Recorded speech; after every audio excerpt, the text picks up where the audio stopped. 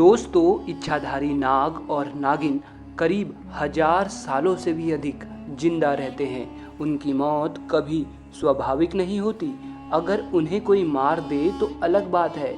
मनुष्य रूप धारण कर वे हम लोगों के बीच ही घूमते रहते हैं। कहा जाता है नागिन की याददाश्त सामान्य मनुष्य के मुकाबले 1000 गुना शक्तिशाली होती है। यही कारण है कि अगर कोई मनुष्य नागिन को किसी भी बात में क्रोधित कर दे या उसके नाक को मार दे तो भले ही वह व्यक्ति कितना भी जन्म ले ले, परंतु नागिन उसे याद रखती है और उसके 7 जन्मों तक उससे बदला लेती है। एक इच्छाधारी नाग या नागिन का जन्म तब होता है जब कोई इंसान अपनी गहरी दबी इच्छा लेकर मर जाए, या फिर जब एक कोबरा नाग अथवा नागिन 1000 साल तक जिंदा रह जाए तो उसमें विशेष शक्तियाँ आ जाती हैं। परंतु आज हम आपको एक बिल्कुल सच्ची घटना बताने वाले हैं, जहाँ पर एक राजा और रानी अपनी एक खास इच्छा को अपने अंदर दबाए ही मर गए। तो दोस्तों, हम बात कर रहे हैं छत्तीसगढ़ में स्थित छैर किन महल की। इसके अंदर आज भी इच्छाधारी नाग और नागिन का वास है। कहते हैं कि छत्तीसगढ़ के अंदर स्थित गुनपुर गांव के निवासी अंकित पाल एक बार घूमते घूमते इस महल के पास से गुजर रहे थे तो उन्हें महल के पास रोने की आवाज़ आने लगी। यह आवाज़ किसी स्त्री के रोने की थी। जब वे उस आवाज़ की तरफ बढ़े तो एक सुंदर कन्या उन्हें रोते हुए दिखाई दी। जब अंकित ने रोने का कारण उस स्त्री से पूछा तो वो बोली, मैं अपने बच्चे के साथ अपने ससुराल जा रही थी, पर जैसे ही मैं इस महल के पास पहुंची तो मेरा बच्चा इस महल के अंदर चला गया। अब वह मुझे मिल ही नहीं रहा। मेरा बच्चा इस महल में पता नहीं कहाँ गुम हो गया होगा। अंकित बोला, आप चिंता मत करो, वो यहीं कहीं महल में घूम रहा होगा और मिल जाएगा। मैं उसे अभी ढूंढ के ले आता हूँ। और अंकित उस महल के अंदर घुस गया। अभी वह कुछ आधे किलोमीटर महल के अंदर ही घुसा होगा कि उसे सांपों की हिस्स की आवाज़ सुनाई देने लगी। और जब अपने बच्चे को ढूंढने पीछे आ रही स्त्री को उसने मुड़कर देखा तो उसके होश उड़ गए। उस स्त्री का ऊपर का शरीर तो मनुष्य का था, परंतु नीचे कमर के नीचे का शरीर सर्प के समान हो गया था। उसके आगे के 2 दांत बाहर निकल आए थे और उस नागिन ने अंकित को गुस्से में मार डाला। डस डस कर अंकित की मृत्यु हो गई। परंतु आखिर उस नागिन ने ऐसा क्यों किया? आखिर एक निर्दोष को मारने के पीछे का कारण क्या था?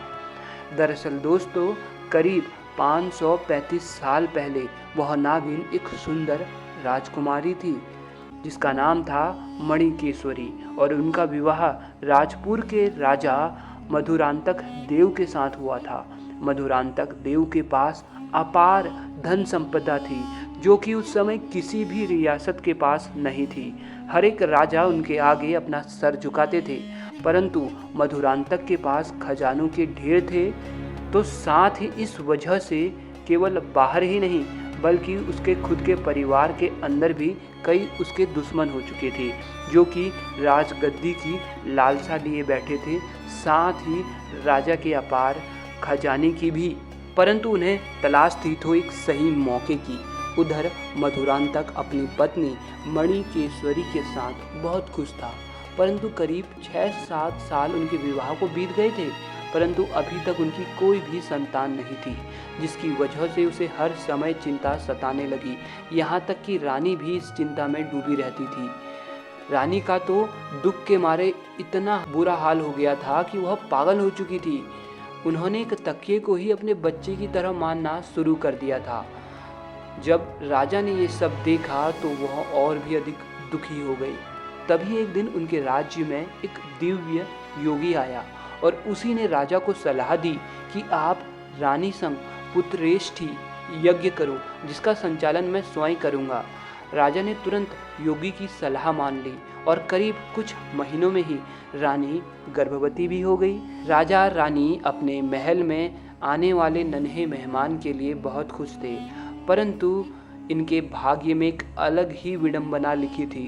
राजा का जो सेनापति था वो इसी इंतजार में तो था कि मौका पाकर कैसे भी राजा का सिंहासन ले लिया जाए। न केवल सेनापति बल्कि उसके साथ राजा के कई अपने ही मिले हुए थे जो बस राजा के उस अपार खजाने को चाहते थे।